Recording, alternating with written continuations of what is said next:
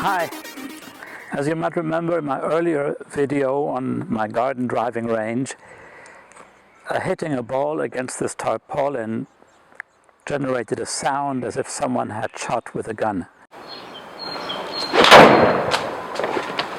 And some neighbors might find this a bit disruptive. Mine didn't say anything, but I had my doubts. So I bought a net, one of the few things that I could get in these times. So this is a net that you can get in black or green. And I just hope that this mesh here is wide enough or small enough not to let a golf ball through.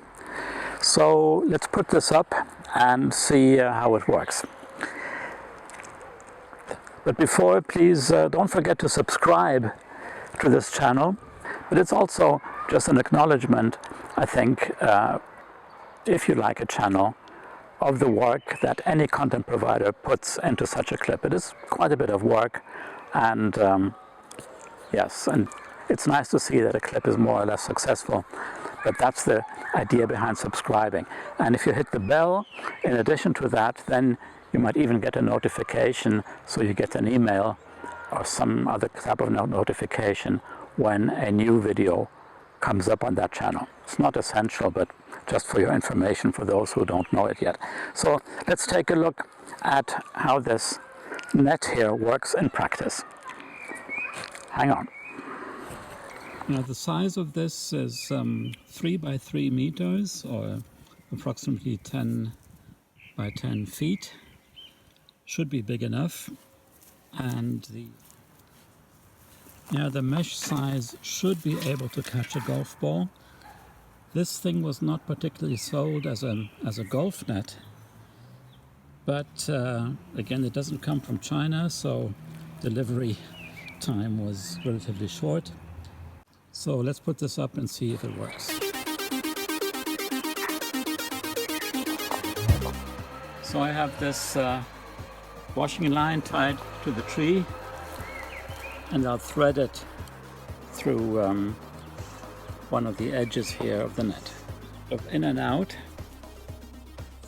through the net. I don't know if this is the most efficient way, but you want the net to be relatively stable once the line is fixed between the two trees, or two poles if you don't have trees.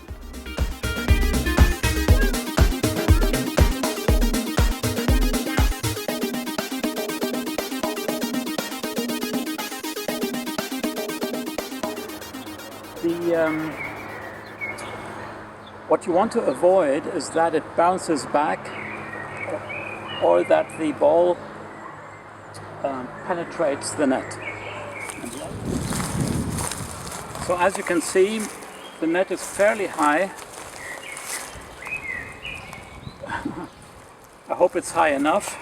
I still have some slack on the bottom, but you also want to avoid that the ball kind of zips underneath. I do have a tarpaulin in the back for such emergencies. And again, here's a golf ball. You see it should be caught by this net. And what you want to avoid is that the ball puts too much stress on this net. And I think the only way of doing it is to keep it slack, so that when the ball does hit, the net has enough room to move to the back. I'll give it a try, because maybe it does need some attaching right and left, but theoretically this should work. Let's see. So even though this net is fairly high, maybe 2 meters 50 or something, 3 yards high, a little bit less, you want to avoid risking to hit the ball over it. So you have to get pretty close to the net. This is just 2 yards, maybe 2 meters away. Just with a wiffle ball to see how the ball flight would be with a pitching wedge.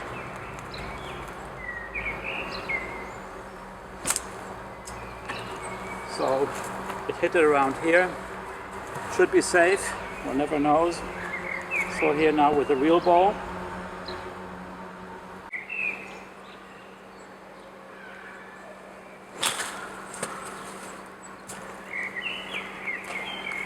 so far it seems okay. So now I'll try with my hybrid. It's a Cobra. The only one that I have actually of that brand. I have quite a mix of clubs in my bag, but I'm quite happy with this one.